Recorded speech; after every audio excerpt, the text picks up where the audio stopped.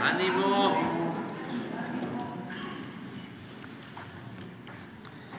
Bueno, pues como todos los miércoles, hoy corresponde a la sección de quién es quién en las mentiras. Algo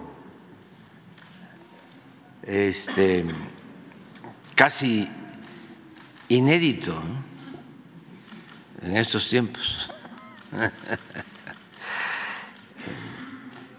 Y Elizabeth nos va a exponer sobre el resumen de cómo se miente en los medios convencionales, ¿no?, de información que realmente son de manipulación. Estamos viviendo el peor momento de la prensa en México desde la época del presidente Madero. Lo peor.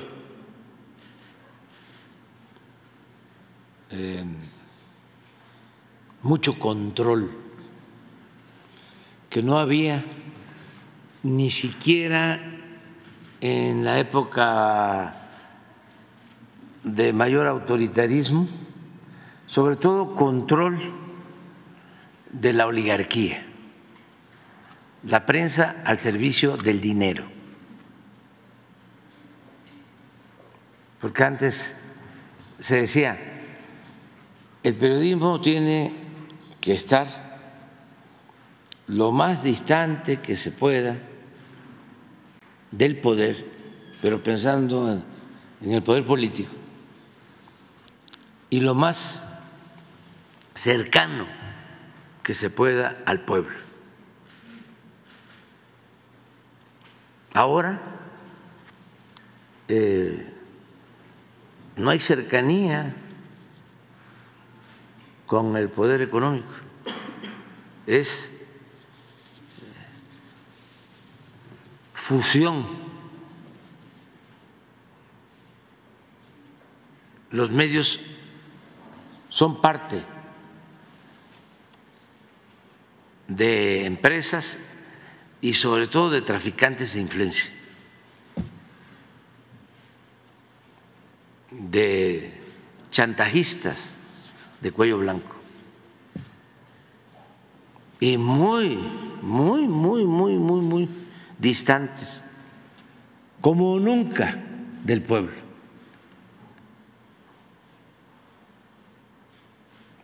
Porque antes, pues sí se tomaba en cuenta, ¿no?, a los campesinos, la lucha por la tierra, el movimiento agrarista, desde luego el movimiento obrero.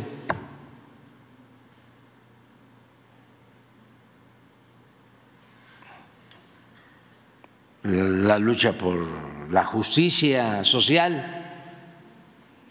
Acuérdense cómo se hablaba de justicia social. Todo eso desapareció. Hay que comentarlo porque es una pandemia. Me escucha uno a los conductores de noticias de radio, mujeres y hombres, cómo gritan,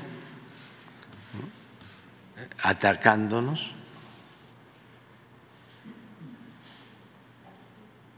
pero descompuestos. La señora Susana Urestegui, Azucena Urestegui, los de Azteca,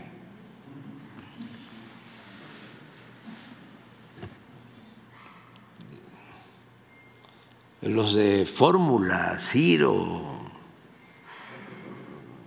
Joaquín, Loret,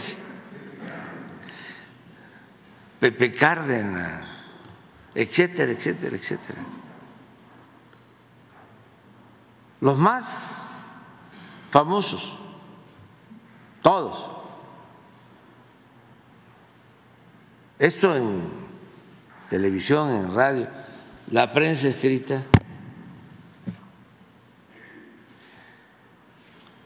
entregada por completo, con honrosas excepciones de articulistas, desde luego reporteros, caricaturistas, pero no son mayoría, ni siquiera hay equilibrio. O sea, es un montón de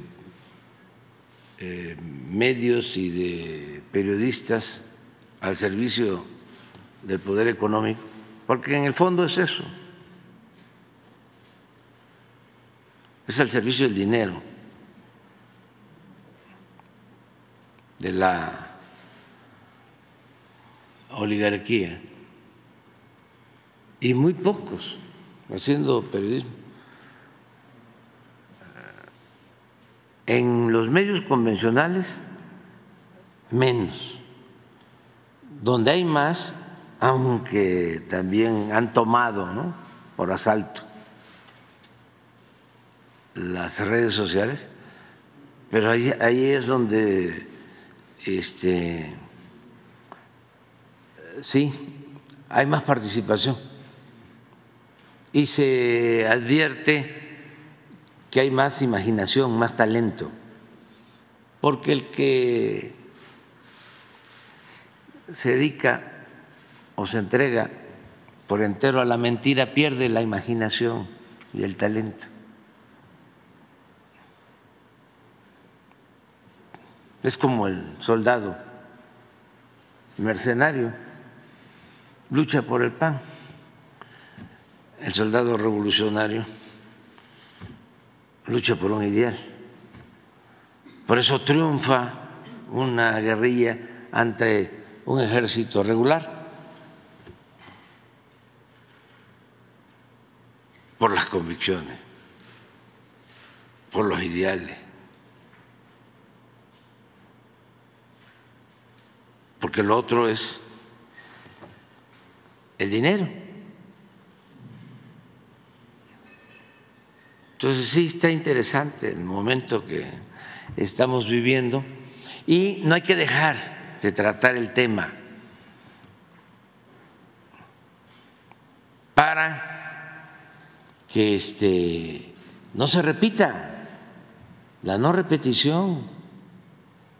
Es lo mismo de la corrupción, ya no hay que hablar de eso. Sí, no se habló de eso durante siglos, nos falta bastante hablar de eso. ¿Cuántas veces se hablaba de corrupción en el periodo neoliberal o neoporfirista? De 1983 al 2018. Vean si se hablaba de la corrupción. Hagan la investigación. Ya lo he dicho en otras ocasiones. En los discursos, en los informes, en la Cámara, en la academia, en las universidades, no existía la corrupción. Bueno, no era delito grave, porque Salinas modificó el Código Penal para que no se considerara delito grave la corrupción. Por eso estamos enfrentando estas cosas que les molesta mucho a los abajo firmantes de los bloques, ¿no?, de la intelectualidad y de la academia, ¿no?, porque pues era algo normal, todo era influencias, les molesta muchísimo, pero ¿cómo se va a entregar una pensión vitalicia de 120,000 pesos mensuales, 125,000 pesos mensuales, más otros pagos del presupuesto por algo a todas luces deshonesto, a todas luces, porque se engaña cómo se lleva a cabo una investigación judicial y desde el principio hasta el fin, desde que se da este hecho lamentable, que llega el perito, llegan familiares y ya empiezan a decir fue un suicidio, porque como se trata de una investigación que inicia, siempre se piensa que pudo ser un homicidio, pero los mismos familiares dicen no, fue suicidio, y aparece en el acta y el peritaje habla de eso desde el inicio, pero hasta el final, cuando se decide 4 o 5 meses después que termina todo el proceso, se resuelve el no ejercicio de la acción penal por escrito, porque es suicidio. Pero ya para entonces, por influencias, desde luego, en las alturas, ya Pemex había pagado todo, como si se tratara de un accidente.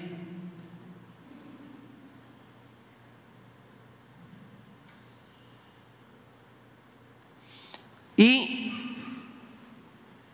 los defensores intelectuales igual de deshonestos, en vez de solicitar que la autoridad competente resuelva y se aclare eso, no, piden que se respeten los datos personales, cuando si se trata de un acto de corrupción, pues no se puede mantener en secreto. O sea, está permitida la corrupción siempre y cuando no los cachen.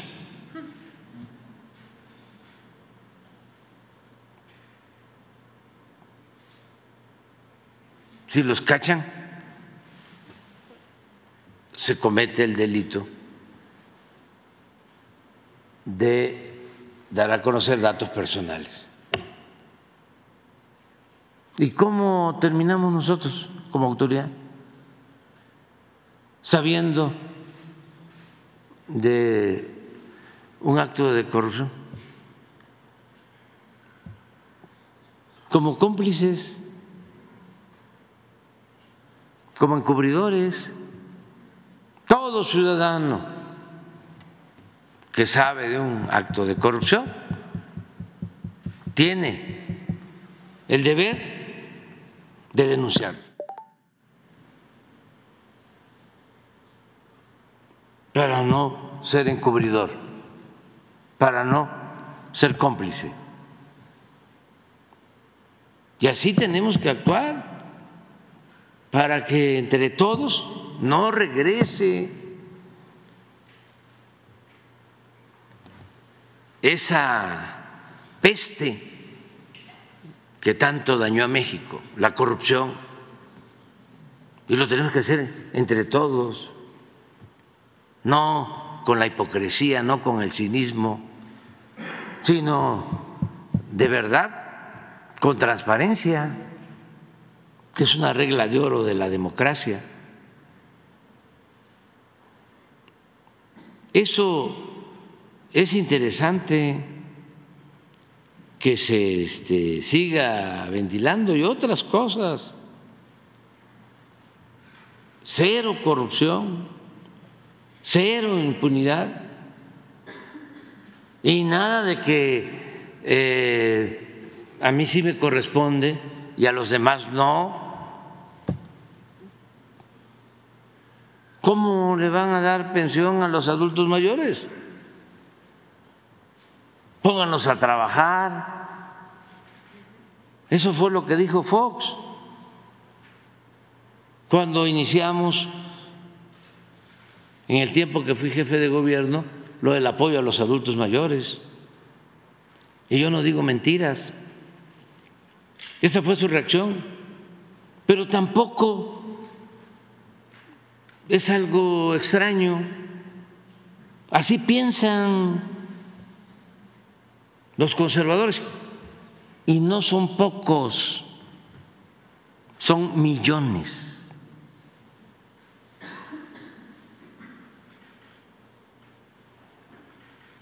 Pónganlos a trabajar. Ah, sí, ¿cómo les vas a dar 100 pesos diarios a los adultos mayores? ¿Cómo les vas a dar 3,000 pesos mensuales? A mí sí. Si soy expresidente, me corresponden de pensión 5 millones de pesos mensuales. Pero eso es legal, es normal. Los medios de información, de manipulación, parte de la misma mafia de poder, guardando silencio. Y en este caso, sí, 125,000 pesos mensuales. Y en otros casos, de quienes pasan 6 meses, 1 año, por una institución financiera, el Banco de México, Banobras, y su pensión. ¿Y saben por qué hablo así? Porque yo fui jefe de gobierno. Y cuando fui jefe de gobierno, reduje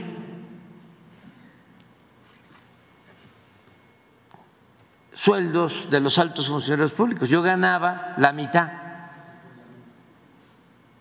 de lo que ganaba el anterior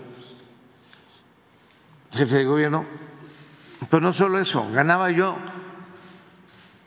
el equivalente a lo que ganaba un director de área del gobierno federal. en aquel entonces 70,000 pesos. Pero no había seguro médico especial, se quitó. No había caja de ahorro. Durante todo el tiempo que fui jefe de gobierno, no se compró un vehículo nuevo.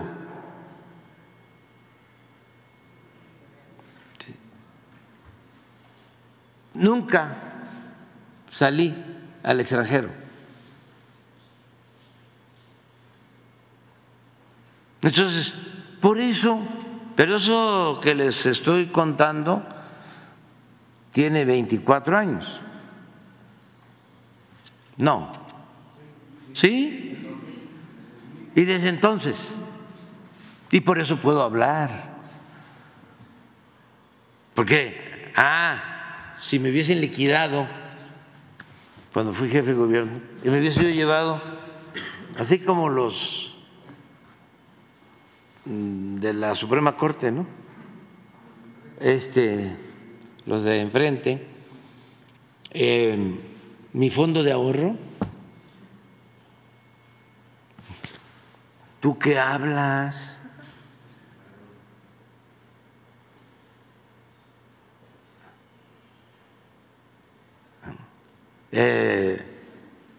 Se burlaban, sí, pero para poner el ejemplo usé un suru,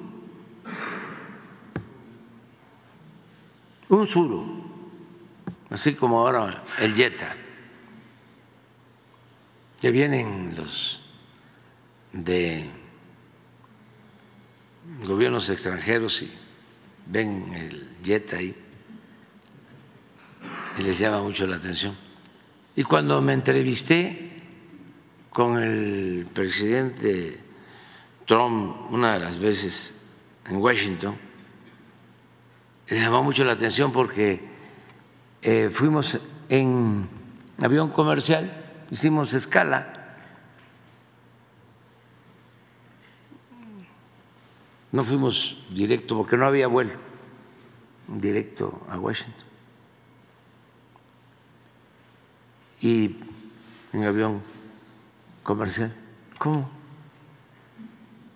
Entonces alcancé a decirle, oiga, si gana, porque venían las elecciones,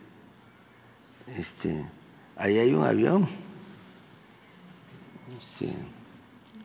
que estamos vendiendo, pero pues no ganó, y nos costó vender el avión bastante, pero lo vendimos. Son 2 hospitales y además, como lo rifamos antes, también salió algo más para escuelas y hospitales. Y ahora resulta, no sé si sea cierto, de que ya esos aviones están en riesgo de que ya no vuelen por algunos problemas que tienen. Fíjense de la que nos libramos, que ya no puedan volar. Pero ese es otro asunto. Ya te quité mucho tiempo. Bueno. Con su permiso, señor presidente, buenos días a todas, a todos. Esta es la sección ¿Quiénes quieren las mentiras de la semana? Hoy es 8 de mayo del año 2024 y de acuerdo a la introducción que hizo el presidente hace un momento, vamos a hablar de este tema, de cómo los que se sentían dueños de México se escandalizan cuando se revelan ejemplos de corrupción y tráfico de influencias. Muchos casos de corrupción alcanzan a una celebridad, tanto que marcan épocas en las que surgen. Pero cuando un caso de corrupción alcanza a quien se presenta como paladín anticorrupción, se vuelve un escándalo mayor. La presidenta de Mexicanos a favor de la corrupción y la impunidad, María Amparo Casar, recibió indebidamente de Petróleos Mexicanos durante 20 años. una pensión y un seguro que sumaron 48 millones de pesos. En octubre de 2004 falleció su esposo, Carlos Fernando Márquez Padilla García. Se quitó la vida en las instalaciones de Pemex. Aunque el dictamen pericial concluyó que se privó de manera voluntaria de la vida, en Pemex actuaron en ese tiempo como si se tratara de un accidente y establecieron una pensión de 125,000 pesos mensuales para Amparo Casar. Debido a una denuncia, Pemex revisó el caso de Márquez Padilla y la pensión de Amparo Casar. En febrero de 2024 se le suspendieron los pagos por prestaciones y se realizaron las denuncias contra quienes participaron en las instancias correspondientes. Estos son los hechos. En respuesta, la presidenta de Mexicanos a Favor de la Corrupción asegura que no sabía que su marido se quitó la vida, ya que dice que siempre pensó que habría sido un accidente de trabajo. ¿No les parece extraño? Porque es difícil creer que cuando sus abogados pidieron cambiar el dictamen pericial para que se estableciera que el fallecimiento fue por un accidente de trabajo y no por suicidio. Es una ironía que quienes en los últimos años alegan tener el monopolio de la verdad y del combate a la corrupción, la realidad es otra, que estén implicados en actos de corrupción. Tras la revelación, salieron a opinar intelectuales de la derecha, políticos conservadores, periodistas y representantes de esa sociedad civil que no sabemos qué significa, pero que no representa al pueblo de México. Hasta comediantes, imagínense. Se escandalizaron por la difusión de datos personales y atacaron al presidente de la República. Hay que decir, muchas de esas aseveraciones fueron mentiras, ofensas y ataques sin fundamento. Pero, ¿qué creen? Así, guardándose, por complicidad, no sabemos, no dijeron una sola palabra sobre la corrupción denunciada. Estuvieron muy activos, ustedes los vieron, el exministro de la Corte, José Ramón Cosío, la señora, mucho texto que no podemos mencionar en esta conferencia, Dolia Esteves, Héctor Suárez Gómez, Juan Omar Fierro, Ricardo Alemán, por supuesto, Pablo Magluf. Y hay que decir una cosa, para aclarar esto, bueno, más bien, primero vamos a otro hecho que sucedió, porque ellos fueron los que desencadenaron el nado sincronizado en contra del presidente, pero pues por supuesto que no dijeron ni una sola palabra sobre los actos de corrupción. El INAI, rapidísimo, así, nada, pues terminó la conferencia y unas horas más tarde informó que inició una investigación de oficio por la divulgación de datos personales contenidos en diversos documentos del expediente del caso Márquez Padilla. Lo contradictorio de este caso, de este anuncio que hace el INAI, es que la Ley General de Datos Personales, en sus artículos 112 y 115, dice a la letra: no podrá invocarse el carácter de reservado cuando se trate de información relacionada con actos de corrupción de acuerdo a las leyes aplicables. Esto desmiente que se revelaron datos personales de manera indebida, porque los actos que denunció el director de Pemex son de corrupción, son actos de corrupción que deben ser investigados y en eso van. También lo que reveló el director de Pemex es un acto de tráfico de influencias, delitos, decía yo, investigados por las autoridades competentes.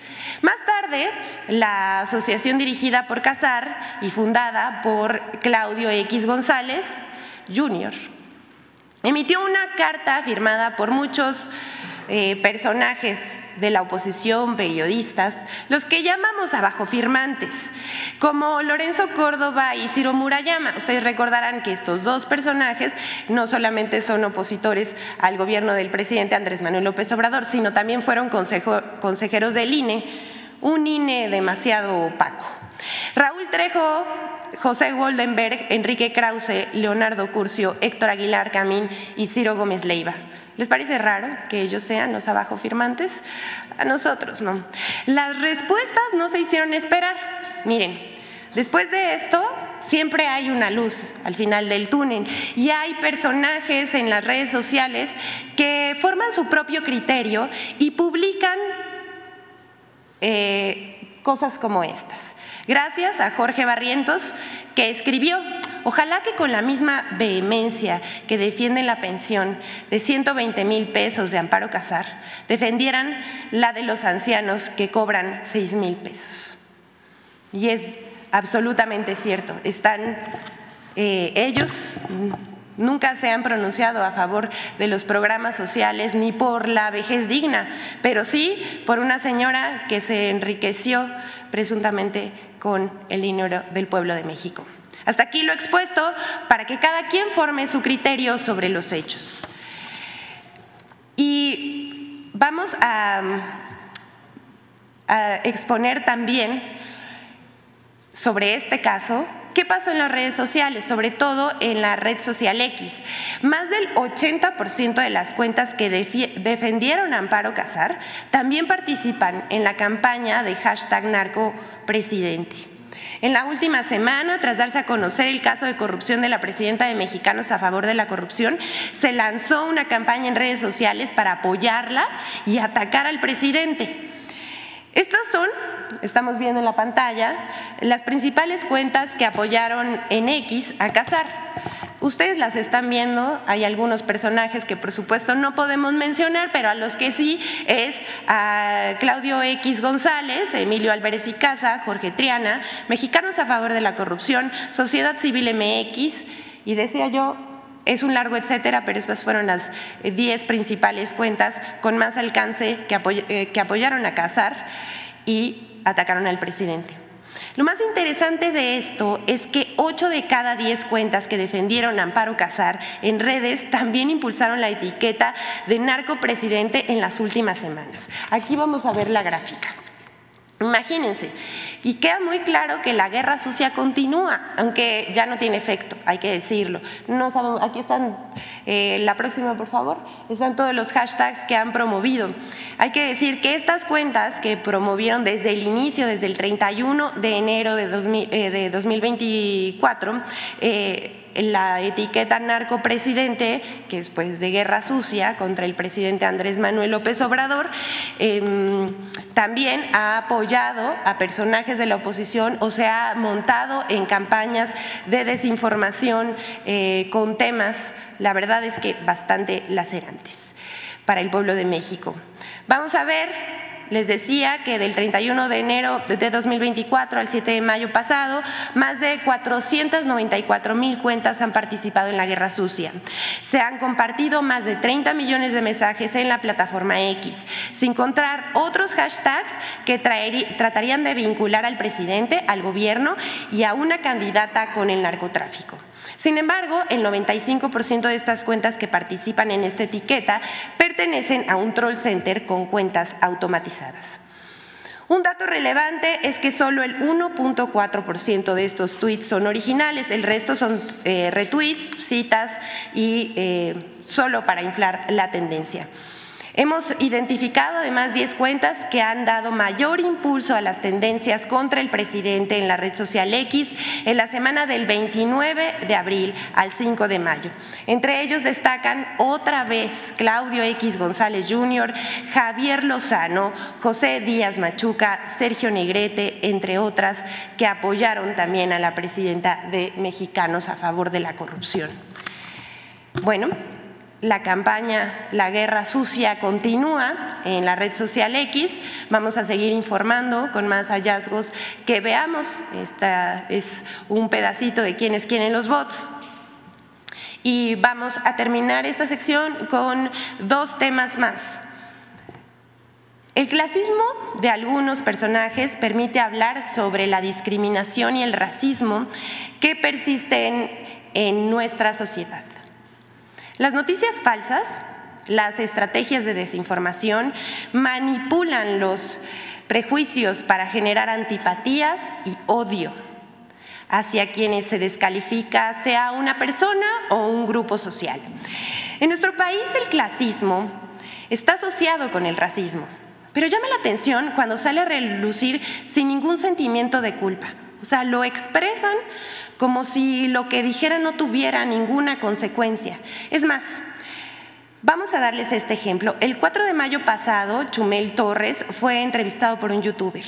Desde el rincón de la ignominia, el comediante, o dice que es comediante, conductor de noticias de Radio Fórmula y líder moral de la oposición, hizo gala de su desprecio por la mayoría de los mexicanos, desde la comodidad de su privilegio.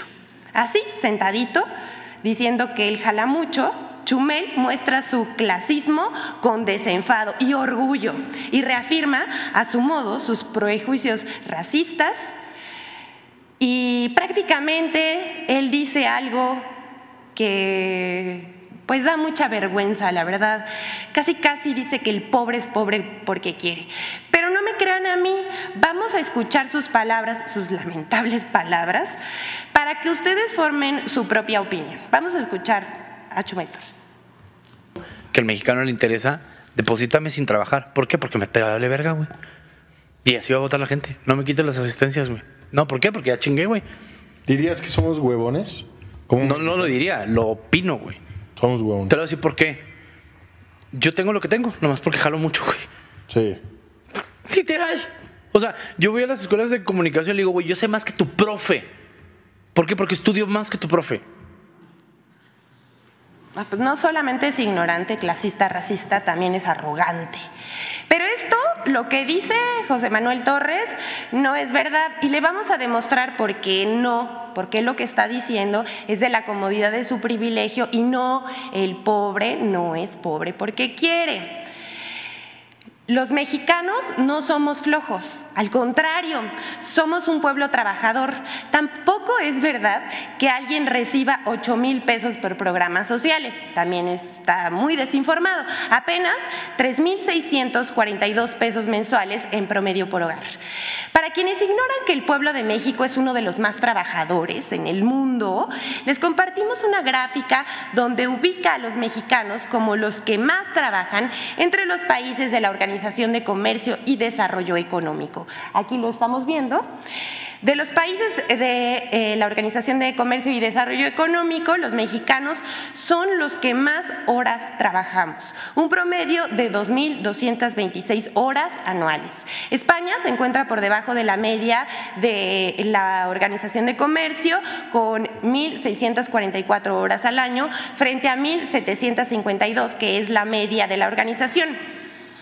Los gobiernos neoliberales usaron los bajos salarios como una ventaja en el comercio internacional y por 36 años castigaron los ingresos de los trabajadores, que perdieron más del 70% de su poder adquisitivo. En esta administración, la administración del presidente Andrés Manuel López Obrador, en acuerdo con patrones y trabajadores, el salario mínimo ha recuperado su poder adquisitivo en 108%. Según el INEGI, en 2022, el principal ingreso de los hogares, aquí, atención a esto, el principal ingreso de los hogares fue el salario de quienes trabajan, el 65,7%, seguido de las transferencias por programas sociales y otros. Esto es el 17,2%. Con o sin programas sociales, los mexicanos trabajan igual. Es más, hoy tenemos el índice de desempleo más bajo en décadas y el menor de la Organización de Comercio y Desarrollo Económico, que es apenas del 2,3%. Lo que hizo el líder moral de la derecha es mostrar su odio, un discurso de odio, discriminatorio, clasista, pero también su muy interiorizada aporafobia. Por último, tenemos la colaboración de Infodemia sobre cómo se desarticuló un montaje del supuesto crematorio clandestino en la Ciudad de México por el que medios y oportunistas lucraron con el dolor de las víctimas. Esto más a los medios de comunicación, una vez más, un llamado respetuoso a que sean responsables con sus audiencias y con lo que informan, porque esto, más que beneficiar a las víctimas, como vamos a ver en este momento, las perjudica. Vamos a ver Infodemia. El falso crematorio clandestino de la Ciudad de México, la construcción y el desmantelamiento de un montaje fallido. 1. Desde el 30 de abril, en una extraña sincronización, 807 notas y piezas transmitidas en televisión, radio y medios digitales dieron por verídico el hallazgo en la Ciudad de México de un presunto crematorio clandestino de restos humanos, únicamente con la declaración de Cecilia Flores. Alerta ADN 40, Cecilia Flores, fundadora del colectivo Madres Buscadoras de Sonora, en redes sociales informó sobre el hallazgo de restos humanos. La lideresa de las Madres Buscadoras de Sonora, Ceci Flores, reportó el hallazgo de un crematorio clandestino entre las alcaldías Iztapalapa y Tláhuac en la Ciudad de México, en el cual se encontraron restos humanos. La buscadora, la madre buscadora Ceci Flores, quien pues lleva una lucha importantísima en este país, pues buscando a los desaparecidos, anunció en sus redes sociales que encontraron restos humanos en la Ciudad de México. Ceci Flores hoy hizo un nuevo hallazgo, pero no en Sonora, no en Zacatecas, lo hizo en plena Ciudad de México. Después de recibir una denuncia anónima, localizó un crematorio clandestino en la zona de minas ubicada en los límites entre Iztapalapa y Tláhuac. Había ropa de las víctimas, había identificaciones. Las Madres Buscadoras denuncian que encontraron un crematorio clandestino con vestigios de mujeres y niños en la Ciudad de México. Vaya hallazgo macabro de Ceci Flores y las incansables, las imparables Madres Buscadoras. No solamente localizaron restos humanos, sino un crematorio clandestino en la Ciudad de México, en los límites entre Tláhuac e Iztapalapa. Estaremos platicando largo y tendido de esta historia de terror y vamos a platicar también con Ceci Flores, la madre buscadora, la activista que es la que destapa este cementerio clandestino. 2. Al día siguiente, la Fiscalía General de Justicia de la Ciudad de México desmanteló el montaje al informar que, de acuerdo con los resultados de los dictámenes antropológicos realizados científicamente, los 14 elementos óseos encontrados en el lugar señalado como de origen son de origen animal, particularmente de la especie canina, y ninguno de ellos corresponde a persona alguna. Además, las personas titulares de las identificaciones halladas en el falso crematorio se encontraron vivas y con buena salud. 3. A pesar del desmentido oficial, continuó el uso político y mediático de la activista Cecilia Flores, mientras que los medios de comunicación minimizaron las voces de otros colectivos de búsqueda de la Ciudad de México, los cuales no fueron informados por Cecilia Flores del presunto hallazgo, y también minimizaron la política de búsqueda en vida de los desaparecidos y no en fosas imaginarias. En medio del delirio necrofílico, el conductor de noticias de N+, Enrique Acevedo, publicó en su cuenta de X un mensaje dedicado a sus colegas. Los medios de información también estamos obligados a rendir cuentas. Ayer, docenas de periodistas difundieron información falsa y editorializaron sobre algo que no habían verificado directamente. Hoy deberían consignar su error y admitir, cuando menos, que se precipitaron al hablar de un crematorio clandestino en Iztapalapa. Infodemia. Está en juego la credibilidad de los medios de comunicación con este tipo de publicaciones. ¿Es cuánto, señor presidente? Buenos días. Presidente, una queja. No. Ahora vamos aquí.